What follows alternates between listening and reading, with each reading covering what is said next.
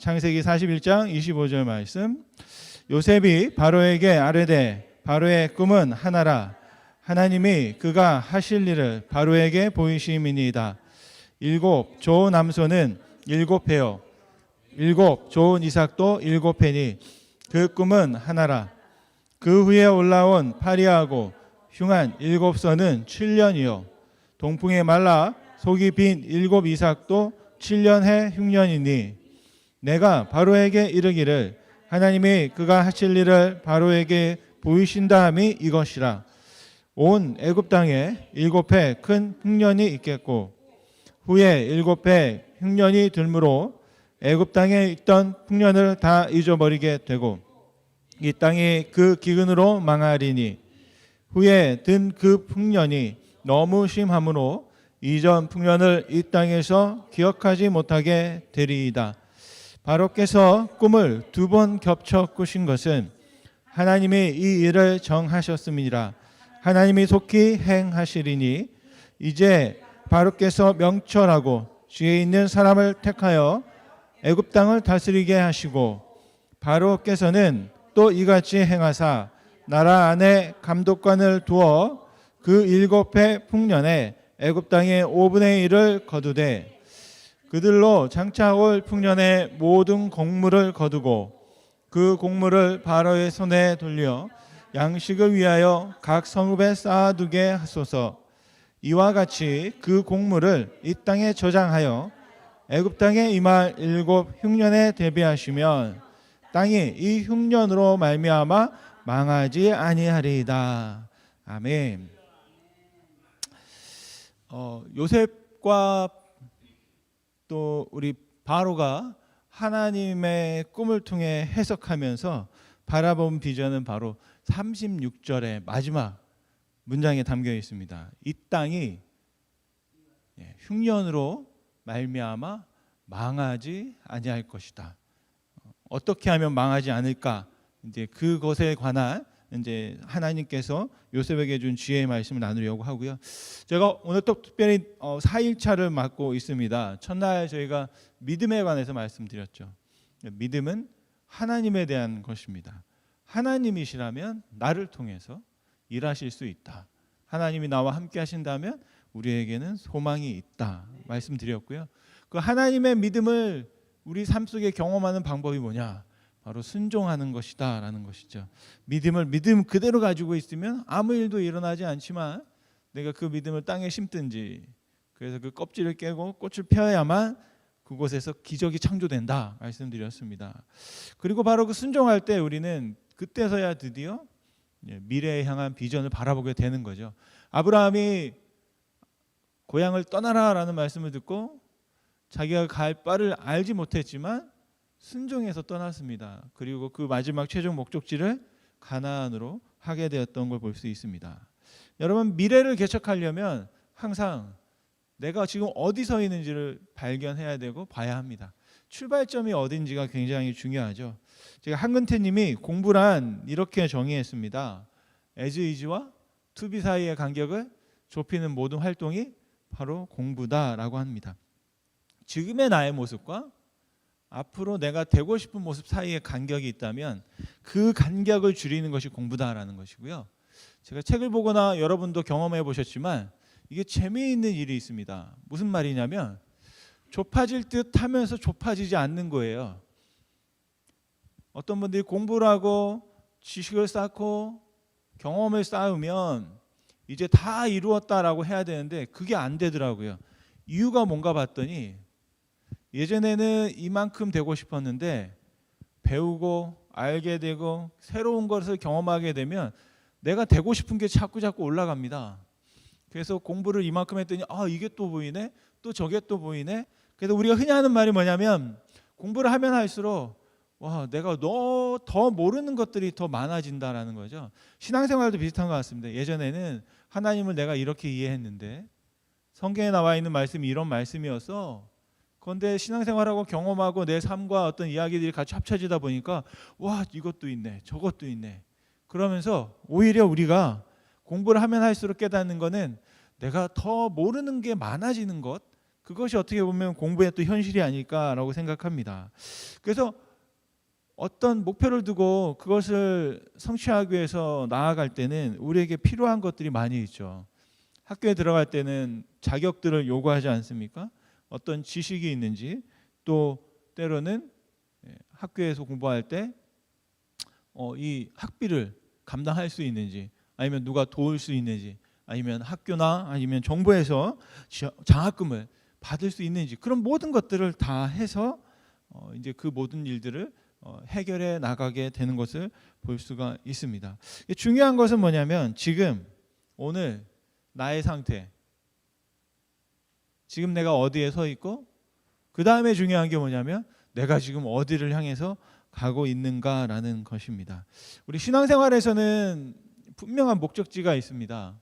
여러분의 목적지는 어디일지 모르겠는데 우리는 천국을 향해 가는 분도 있고, 살아있는 동안 우리가 가야 될, 우리가 이루어야 될 그 투비, 되어야 할 모습이 뭐냐면 바로 예수님인 거죠. 그래서 예수님을 닮기 위해서 지금 나의 모습이 어떠한지를 보고 그 간격을 좁혀가는 게 어떻게 보면 영성 생활이고, 또 우리가 믿음에 통해서 이루어야 될 목표라고 생각을 합니다. 바로 우리가 내가 지금 앞으로 나아가기 위해서 어제 말씀드렸던 것은 용서가 필요하다. 그래서 하나님 용서하고, 사랑하기 전에 용서가 먼저여야 한다. 나를 용서해야 하고, 나와 함께 했던, 나에게 어렵게 했던 사람들을 용서하는 게 필요하다. 왜냐하면 배가 출발하려면 배를 부두에 묶고 놨던 로프가 있잖아요. 로프를 풀고 용서를 하고 출발해야 되는데, 그게 묶여져 있는 상태에서 아무리 시동을 올리고 엔진을 아무리 밟아도 배는 계속 거기 묶여 있는 겁니다. 어떻게 하다가 배를 출발할 때 할지라도 닻을 내린 상태에서 그냥 배가 가게 되면 어떻게 될까요?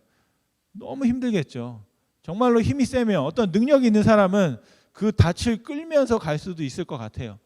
그런데 속도는 엄청 느려질 겁니다. 그래서 혹시 우리가 우리의 삶 속에 끊어내야 되고 용서해야 되고 풀어놔야 되는 것, 풀어줘야 하는 것들이 있다면 풀어주고, 그 다음에 우리가 오늘 말씀처럼 새로운 비전을 보고 나아가는 그런 단계가 필요하겠다 말씀드리고 싶습니다. 여러분, 하나님은 우리에게 비전을 주셨어요. 보여주십니다. 알게 하십니다. 그런데 중요한 것은 뭐냐면 그 비전을 보고도 그게 무엇인지 이해하지 못할 수 있다라는 것이죠. 바로가 바로 그랬습니다. 하나님께서 꿈꾸게 해주셨는데 그게 무슨 뜻인지 이해를 못했다는 거죠. 놀라운 사실은 요셉은 그 바로의 꿈을 단번에 이해했습니다. 그리고 그 뜻이 이런 의미를, 그 꿈이 가지고 있는 의미가 이것이다라고 설명하고 있습니다. 오늘 말씀해 보니까 요셉은 그게 흉년에 관한 것이고 풍년에 관한 것이다 말씀하고 있고, 7년이라는 숫자까지, 그리고 그것이 언제 이루어질 것인가, 재미있는 해석을 해요. 꿈을 2번 꾸었다. 그래서 곧 일어날 것이다 라고 또 그렇게까지 해석을 하고 있습니다. 제가 요셉이 하는 말을 들어볼 때 특이한 것이 있습니다. 여러분 잘 아시다시피 요셉은 어릴 때 17살 때 형들과 아버지와 헤어졌잖아요. 그리고 나서 지금 이집트 사람, 애굽 사람으로 살고 있는데, 요셉이 말할 때마다 항상 주어가 누구냐면 하나님입니다. 하나님. 그게 무슨 말이냐면 요셉은 그때에도 여전히 하나님이 주어가 되는 인생을 살고 있었다라는 것이에요. 하나님께서 라고 말씀하고 있습니다. 저는 이렇게 하나님이라고 당당하게 말하는 분들 보면 부럽기도 하고 또 두렵기도 합니다. 제가 항상 이 시간에 하나님의 말씀을 대언한다고 서 있는데 어떻게 보면 저에게는 가장 무섭고 두려운 순간일 것 같아요. 그리고 어떤 분들은 보면 말씀을 할 때 보면 하나님의 뜻이라고 하면서 굉장히 막 강조하면서 확신에 차서 말씀하시는 분들이 있어요. 그럴 때마다 좀 저는 떨리고 무섭기도 합니다. 제가 하나님의 뜻이라고 말할 때에는 대부분 한 가지 원칙이 좀 있어요. 뭐냐면 성경에 있는 얘기면 하나님의 뜻이라고 하자. 그래서 성경에 있는 얘기 중에 하나님의 뜻이라고 기록되어 있는 말씀이 있어요. 항상 기뻐하라, 범사에 감사하라, 쉬지 말고 기도하라. 이것은 우리를 향한 무엇이다고요? 하나님의 뜻이다. 그러니까 이것은 하나님의 뜻이라고 성경에 기록되어 있기 때문에 제 말이 아니고 제 생각이 아니고 말씀에 있기 때문에 이것은 분명히 하나님의 뜻이다라고 말씀드릴 수 있어요. 그런데 어느 날 갑자기 누군가가 찾아와서 여러분에게 하나님께서 말씀하셨습니다. 네, 뭐 이렇게 이제 시작하면 잠깐만요. 잠깐만 기다려 보세요. 여러분 그때 어떻게 해야 돼요? 성경을 한번 찾아보세요. 그 말이 성경에 잠깐 성경을 좀 열어놓고 어디에 있는지 한번 봐야 되겠다. 한번 그런 검증하는 그런 어떤 단계가 필요합니다. 그래서 첫 번째 제가 하는 건 뭐냐면 하나님의 뜻 아니면 하나님의 뜻을 알고 싶다면 먼저 성경을 펼쳐봐야 되겠다. 두 번째는 여러분이 신뢰할 수 있는 주변에 기도하는 분 아니면 목회자 아니면 제가 개인적으로 알고 있는 모르는 사람 말고 그냥 유명한 어디 저기 유튜브에 나오는 어떤 그런 목회자님들 말고 내가 개인적으로 서로 관계하고 알고 있는 분들이 있으면 그분들에게 이런 일이 있다 이런 것들이 어떻게 되는 것이냐라고 상의할 수 있는 그런 분들에게 한번 내 의견과 생각을 물어보고 말해보는 것입니다. 그리고 나서 주석이나 사전이나 아니면 신학자들의 책들 속에서 그런 내가 했던 생각과 비슷한 이야기를 하고 있는 것이 있는지를 한번 바라보게 되는 것이죠. 그리고 마지막에는 상식적으로 이 말이 이것이 하나님의 뜻이 정말 맞는 것인가. 예전에 한국에 보니까 그 아주 시골에서 굉장히 신실하게 신앙생활하는 가정이 있었는데 그 가정에 있는 자녀들이 학대를 당하는 거예요. 뭐 부모님들이 매를 때려요. 그래서 나중에 알고 보니까 성경 말씀에 써 있다는 거예요. 그게 100대인가요? 1000대인가요? 한 대를 뭐 가만 매를 쳐도 된다 뭐 그래가지고 99대까지 막 아이를 징벌하고 이게 말씀에 있다고. 그러니까 여러분 아까 제가 처음에 말씀드린 것처럼 말씀에 있는데 이게 또 지금의 우리의 상식과 또 어떻게 매치되는지를 잘 보고 균형을 잡아가는 게 우리에게 필요하겠다 한번 말씀드리고 싶습니다. 그래서 중요한 것은 분명히 하나님께서 바로와 요셉 이 이집트에 비전을 주셨어요. 흉년 가운데에도 망하지 않게 될 수 있는 그 비전, 어떻게 살아남을 것인가에 대한 그 비전을 주셨는데요. 그 비전을 성취하는 단계를 잘 보면서 우리들에게 하나님께서 주셨을 때 그 비전을 어떻게 성취할 것인가에 대해서 한번 간단하게 말씀드리려고 하는데요. 세 가지가 필요하더라고요. 나이에 상관없어요. 비전은 지금도 오늘의 비전이 있고 2024년의 비전이 있고 10년 후, 5년 후, 뭐 100년 후에 우리 다 여기 없잖아요. 이제 우리가 살아가는 동안 생명 있고 숨 쉬는 동안에는 우리에게 비전이 필요하고 비전이 있는 줄 믿습니다. 그래서 그 비전을 이룰 때 첫 번째 필요한 게 뭐냐면 비전을 이해하는 겁니다. 두 번째는 그 비전을 이룰 수 있는 구체적인 계획이 필요한 거죠. 세 번째는 그 계획을 실행할 수 있는 능력이 필요합니다. 여러분 다 아시는 얘기예요. 꿈을 이루려면 내 비전이 무엇인지, 그리고 그 비전을 이루기 위한 계획이 있는지, 그리고 그 계획을 실행할 수 있는 능력, 구체적인 그런 어떤 실행의 계획이 또 점검이 필요하겠다 말씀드립니다. 첫 번째로 요셉은 하나님의 비전을 아주 잘 이해했습니다. 그렇다면 우리가 하나님의 생각과 말씀을 어떻게 이해할 것인가? 저는 세 가지가 필요한 것 같아요. 그 중에서 제가 제일 강조하고 싶은 거는 듣는 겁니다. 경청이에요. 경청. 그리고 두 번째로는 그 말을 내 것으로 받아들이고 이해하는 것. 어떻게 보면 해석이라고 할 수 있겠죠. 그리고 세 번째로는 그것을 설명하는 단계가 필요합니다. 진짜 알고 있는지 모르고 있는지는 설명을 해봐야 알아요. 그리고 말을 해봐야 합니다. 여러분은 어떤 강의를 듣거나 수업을 하거나 우리 학생들 중에 티칭을 하는 우리 교수님들도 계신데 보면 아이들이 듣고 있으면 다 아는 것 같아요. 나중에 물어보면 그런 말 했었어요? 뭐 이제 이렇게 나오는 거죠. 그러니까 뭐냐면 내가 잘 들어야 된다는 거. 그래서 어떻게 하면 잘 들을 수 있을까가 우리 신앙생활에 굉장히 중요한 포인트인 것 같습니다. 왜냐하면 들으면서도 제가 여러분을 이렇게 잘 보면 듣고 있나? 혹시 딴 생각하고 있나? 그런 이제 생각과 의심이 들 때가 있거든요. 왜냐하면 저도 그래요. 제가 학교에서 공부를 잘 못했던 이유가 뭐냐면 질문이 굉장히 많았어요. 마음속에. 선생님이 무슨 말을 하는데 근데 저는 그 선생님이 그 무슨 말을 하면 자꾸 딴 생각하는 거고 저게 왜 저러지? 왜 저렇게 말하지? 이런 것도 있는데 막 이제 엉뚱한 생각을 하면서 그 진도를 따라가지 않고 저만의 세계에서 흔히 말하는 우리가 이렇게 낙서하거나 메모한다 그러면서 딴 걸 많이 하거든요. 제가 여러분은 저를 닮지 마시기 바랍니다. 설교 들을 때도 저도 설교를 듣다가 갑자기 뭐가 하나에 꽂히면 딴 데로 막 가는 거예요. 우리가 흔히 말 한국 사람들은 뭐 삼천포로 간다고 막 저기 부산으로 가거나 어디 가야 되는데 목포는 항구다 막 그래도 목포로 막 가고 있는 거예요. 잘못돼 가지고.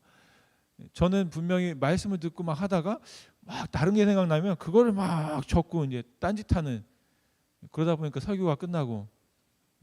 제가 그랬기 때문에 여러분은 뭐 그러셔도 제가 뭐라고 말씀드릴 수가 없어요. 그런데 요셉은 보면요 진짜 잘 들었더라고요. 왜냐하면 17절부터 21절까지 자기가 들은 이야기를 그대로 다시 합니다. 제가 한번 다 읽어보려고 그랬는데 여러분이 잘 안 들으실 것 같아가지고 잘 안 읽어보려고요.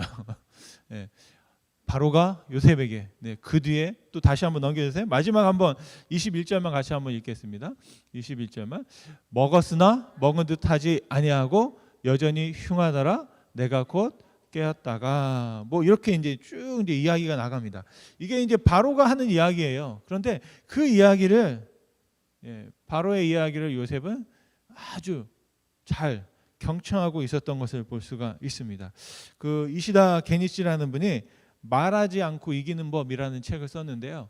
제가 이제 듣기에 관해서 말하는 법에 관한 공부를 하려고 책을 막 보다 보니까 일본 분들이 쓴 책이 굉장히 많더라고요. 그런 인간관계나 말하기나 글쓰기나 독서에 관해서 일본 분들이 쓴 책이 많은데 굉장히 쉽고 이해하기가 좋게 간단하게 썼어요. 왜냐하면 한국 분들의 책은 굉장히 뭐가 이렇게 많아요. 막 군더더기가 많고 뭐 막 붙였는데 일본 분들의 책은 굉장히 뭐라 그럴까요? 생각 자체가 단순하면서도 사람들이 이렇게 쉽게 받아들일 수 있도록 하는 그런 어떤 사고 체계가 좀 다른 것 같아요. 왜냐하면 한국 분들은 말을 하면 이 말이 저 말인지 잘 모르겠는 거예요. 한참 듣다 보면 마지막에 이거였어 이렇게 얘기하는데 일본 분들은 약간 서양식으로 말하는 것 같다는 생각이 들어요. 그래서 딱 할 말을 얘기해주고 설명하고 하는 식입니다. 조금 무미건조하지만 그런 어떤 정보를 받아들이는 데는 굉장히 좋은 것 같아요. 무슨 말을 했냐면 듣는 것만으로도 인간관계의 80%가 좋아진다는 겁니다. 그게 무슨 말이냐면 여러분 관계를 좋게 하려면 잘 들어야 된다는 거예요. 근데 우리가 생각할 때는 관계를 좋게 하려면 말을 잘 해야 돼라고 생각해요. 어떤 사람 앞에서 내가 말을 잘하고 내가 어떤 논리 있게 말하고 내가 뭔가를 막 설득력 있게 이렇게 해야만 그 사람과 내가 관계가 좋아질 거로 생각합니다. 그런데 아무리 내가 말을 잘해서 관계를 좋게 해도 몇 프로만요? 20%만 채워진다는 거예요. 나머지 80%는 뭘로 채운다? 듣는 거로 채우는 겁니다. 그런데 이제 저도 이제 나이가 자꾸 먹어보다 보니까 듣는 걸 못 하겠어요. 자꾸 내 안에 있는 걸 자꾸 말하게 돼요. 제가 우리 원래는 궁금한 게 많아서 우리 청년들이나 젊은 친구들을 보면 자꾸 얘기를 듣고 싶거든요.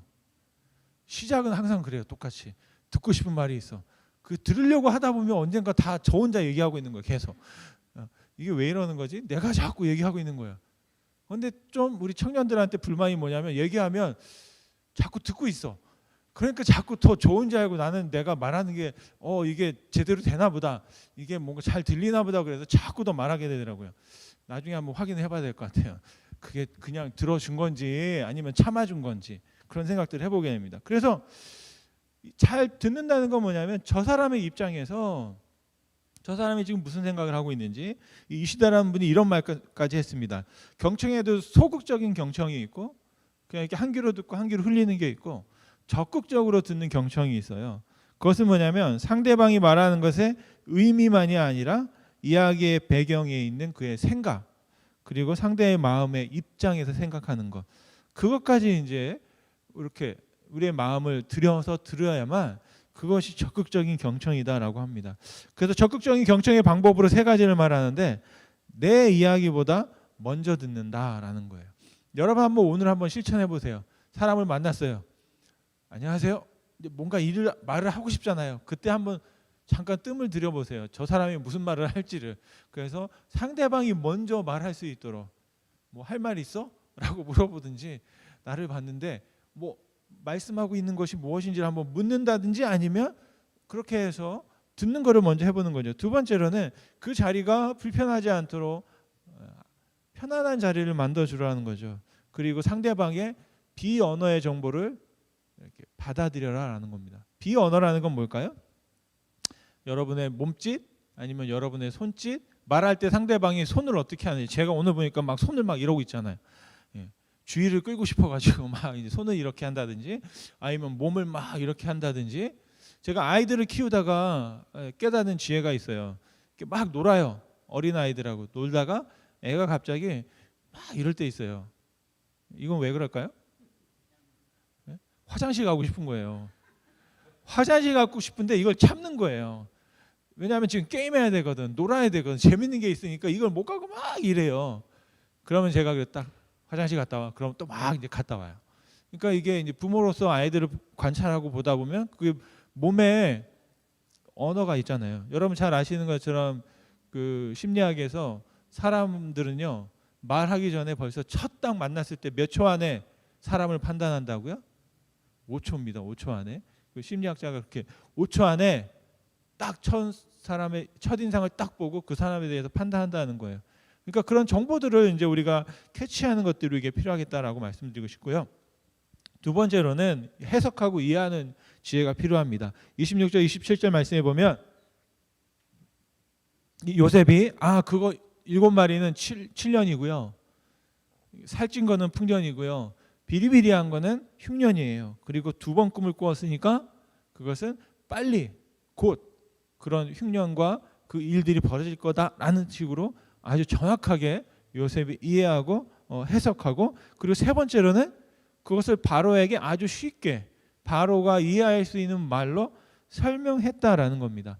여러분의 비전이 있다면 내가 가지고 있는 비전을 그 누군가에게 이렇게 설명할 수 있을 때, 그리고 우리 학자들이 하는 말들이 뭐냐면 대학교 1학년인가요? 고등학교 1학년인가요? 내가 지금 연구하고 있는 엄청난 이 이야기와 연구의 과제를 초등학생이 이해할 수 정도로 설명할 수 있어야 그것을 내가 온전히 이해하고 있다라는 거죠. 제가 여러분에게 설교하면서도 이 말을 뭐 헬라어가 아니면 히브리어가 뭐 어떤 신학자가 막 이야기를 하고 인용을 하는데 그 원리 자체는 굉장히 단순하기 때문에 이것을 어린 아이들에게도 설명해도 그것을 이해할 수 있을 정도로 설명할 수 있어야만 그것을 정말 내가 이해하고 있는 것이다 라고 말하고 있습니다. 한번 여러분들의 비전이 있다면 다른 사람에게 설명하기 전에 나 스스로에게 한번 여러분 설명해 보시기 바랍니다. 나의 비전은 이거다. 나의 비전은 이 나라를 망하지 않게 하는 것이다. 흉년 가운데에도 지켜내는 것이다. 그렇다면 그것을 이루기 위해서 내가 어떻게 해야 할 것인가. 여러분 2024년 하나님께서 여러분에게 비전이 있다면, 여러분의 그 비전에 관한 계획이 있다면, 그것을 이루기 위해서 실행하기 위해서 여러분이 애쓰는 부분들이 있다면 한번 여러분 적어보시고 설명해 보시기 바랍니다. 지난주에 제가 여러분에게 하나님께 드리는 편지라는 조그마한 편지지를 나누어 드렸어요. 바로 그것을 그렇게 사용하면 좋겠어요. 하나님, 기도하는 마음으로 저에게 2024년에 이런 일들을 생각하고 있어요. 이것이 하나님의 비전이고 저의 비전이기를 바라요. 그러면서 한번 설명을 해보는 겁니다. 그래서 하나님, 제가 2024년에는 제가 이 일을 위해서 이런 거 계획하고 있어요. 목표를 삼고 있어요. 그래서 그것들 내가 이루길 원합니다라고 하나님 살펴주세요라고 하는 마음으로 한번 써본다면 제가 가지고 있는 생각들이 이렇게 정리가 되겠죠. 그래서 제가 항상 쓰기를 강조해 드리는 게 뭐냐면 자꾸 써야만 내 생각들이 정리가 되고 써야만 이 잡다한 생각들이 좀 사라지거든요. 그래서 생각만 하고 있으면 자꾸 머리만 커지잖아요. 그래서 생각을 적어서 없어 버리는 거죠. 또 제가 책을 읽다 보니까 사람들이 메모를 하는 분이 있어요. 잘하는 분들이. 여러분은 왜 메모를 하세요? 기억하기 위해서 하잖아요. 근데 이분이 하는 말은 잊어버리기 위해서 한다는 거예요. 메모를. 왜? 써놓고 잊어버린다는 거죠. 그래서 거기를 보면 또 있으니까 내 머릿속을 자꾸 비우는 거예요. 잊어버리기 위해서 메모해놓고 딱 하는 거죠. 여러분들이 꿈이 있으면 편지에 써서 여러분의 책상과 여러분의 화장대와 아니면 화장실에 딱 붙여놓고 이게 나의 꿈이었어, 나의 비전이야 라고 한번 여러분들이 설명할 수 있고 한번 살펴볼 수 있기를 바랍니다. 그래서 제가 여러분에게 말씀드리고 싶은 것은 그 꿈을 바라볼 때 어떻게 바라보느냐. 요셉은 하나님의 입장에서 본 거예요, 여러분. 아까 역지사지라는 건 뭐냐면 상대방의 입장에서 본 거잖아요. 그런데 저는 이 말을 신지사지라고 바꾸고 싶어요. 뭐냐면 하나님의 입장에서 바라보는 거. 여러분 그런 훈련들을 한번 여러분 해보시기 바라고요. 두 번째로 이제 말씀드리고 싶은 것은 비전이 있다면 그 비전을 실행하기 위한 계획이 필요합니다. 여러분 망하지 않기 위해서 요셉이 그 계획까지도 제시하고 있는 걸 볼 수 있어요. 왜냐하면 이것들을 제시하는 것은 굉장히 큰 위험이 따를 수 있습니다. 그런데도 불구하고 요셉은 자기가 그 비전을 이루기 위한 계획까지도, 어떻게 보면 바로가 요셉에게 이런 걸 요구하진 않았거든요. 그런데 요셉은 구체적으로 그 계획까지 말해요. 저는 여기에서 이 요셉이 형통할 수밖에 없고 성공할 수밖에 없는 이유를 여기서 저는 찾았어요. 왜냐하면 그 보디발이 일을 시켰을 때, 그리고 간수장이 일을 맡겼을 때 어떻게 일을 했을까요? 이 꿈을 해석해 주는 것과 같은 방법으로 일했을 것이라고 생각해요. 시키는 일만 한 것이 아니라 문제를 발견하면 그 문제를 해결하기 위해서 구체적으로 이렇게 계획을 가지고 실행하는 모습을 그 주인들이 봤다라는 거죠. 바로 요셉은 계획을 세웠어요. 첫 번째로 어떻게 하라고요? 다스릴 지도자를 한 명 세워라. 책임자를 한 명 세워라. 그리고 지역에 감독관을 두어라. 그리고 풍년이 들면 5분의 1이니까 20%의 그 곡세를 세금을 다 거둬들여라. 그리고 창고에 놔두었다가 나중에 흉년이 되면 그것을 백성들에게 나누어 주든지 거래하는 방식으로 하라고 하는 그런 지혜과 계획까지도 우리에게 주고 있는 것을 볼 수 있습니다. 스티브 스콧이라는 분이 이런 말을 했거든요. 비전 지도를 만드는, 이분이 굉장히 사업적으로 성공하고 엄청난 그 능력을 가졌던 분인데, 이분이 어떤 말을 했냐면 비전 지도를 한번 만들어 보라라고 권합니다. 여러분이 가지고 있는 꿈을 한번 이 5가지 방법을 한번 써보라는 거죠. 먼저는 비전이 뭔지를 찾으라는 겁니다. 두 번째는 내가 지금 어디 있는지를 확인하라는 거예요. 세 번째는 어디를 가고 싶은지를 적으라는 거죠. 그리고 네 번째로는 그 단계들을 설정하라는 겁니다. 그리고 그것들을 언제까지 할 것인가, 듀데이, 마감일, 시작일과 마감일을 두어라 라고 말씀하고 있습니다. 한번 여러분들에게 묻고 싶습니다. 다시 한번 여러분의 비전은 무엇인가? 여러분 2024년 여러분은 어떤 비전을 가지고 계십니까? 혹시 여러분의 가족들이 이루었으면 하는 그런 가족의 모습, 그리고 또 우리 자녀들의 모습, 또 우리 배우자들의 어떤 모습이 있다면 그 모습이 바로 우리에게 비전이 되겠죠. 우리 시온교회는 그렇다면 어떤 비전을 가지고 살아갈 것인가? 제가 이제 많이 고민하면서 목회하면서 만들어낸 이제 목회 비전 방패라는 게 있거든요. 좀 복잡하긴 한데 제가 언젠가 한번 나누어 드렸던 적이 있고, 구체적으로 설명하지는 않았어요. 저거 설명하려면 또 성경 공부하듯이 뭐 하나하나 막 다 해야 되는데요. 그래서 시온교회란 무엇일까라고 하다가 제가 이 시온교회에 대한 비전을 한 4가지로 간단하게 한번 정리 한번 해봤어요. 어떻게 하면 될까? 시온교회는 홈처치다. 그 홈이 뭐냐면 HOM이잖아요. 그래서 홈이라는 게 홀리네스, 오퍼링, 미션, 에반젤리즘이라고 그래서 성결의 공동체, 예배의 공동체, 선교의 공동체, 복음의 공동체가 되는 것, 그것이 우리 교회의 하나의 비전일 수 있겠다. 그래서 여러분 기억하기를 홈, 집이라는 단어를 기억하시면 좋겠어요. 그래서 저 4가지를 가지고 저희 교회의 모습과 공동체를 이루어가자라는 생각을 해보고요. 그렇다면 그것을 이루기 위해서 우리가 어떻게 할 것인가 이제 생각을 해봅니다. 저기에다가 더 미쳐서 제가 3CC라는 걸 또 만들었거든요. 근데 여러분에게 설명을 하고 저만 알고 있는 게 문제예요. 이게 리더로서 참 약함이 그겁니다. 여러분이 설명을 해야 되는데 여기는 없습니다. 근데 3CC는 뭐냐면 센터 처치가 되자, 시온교회가. 그래서 먼저 크라이스트 센터, 예수 중심의 교회, 그리고 또 두 번째 CC는 캠퍼스 센터예요. 그래서 우리 이 지역에 5개 대학이 있는데 그 대학들의 영혼들을 섬기는 센터가 되는 교회가 되자. 그리고 세 번째로는 커뮤니티 처치, 그래서 CC죠. 다 보면 크라이스트 센터, 캠퍼스 센터, 그리고 마지막이 뭐였죠? 커뮤니티 센터. 이 지역에 있는 교회로서 사명을 감당하자. 그런 이제 꿈과 모양을 가져봅니다. 그러면서 이제 비전을 쭉 갖게 되는 거죠. 그렇다면 그 비전을 제가 여러분에게 할 수 있는 방법들은 뭐냐면 숫자를 좀 가져보는 게 좋아요. 숫자를. 그래서 목표를 가지고 저희 교회도 이제 주일날 저희가 이제 어느 정도 참석 인원이 될 것인가. 그래서 제가 이제 계속 목표를 삼는 건 이제 50명을 계속 평균을 넘기자라는 이제 그런 목표를 가지고 있고, 너무 소박하죠. 100명도 아니고 50명 되면 또 60명, 70명, 100명 이제 이런 어떤 목표를 가지고 그럼 그 단계를 어떻게 밟아갈 것인가, 어떻게 이것을 만들어 갈 것인가 하는 그런 부분들을 계속 기도하고 또 한번 또 전도하고 또 그런 어떤 모양들을 만들어 가도록 여러분 함께 기도해 주시기 바라고요. 마지막에 중요한 건 뭐니 해도 실행하는 겁니다. 세 번째로는 비전을 위임받아서 요셉은 그것을 실행했다라는 것입니다.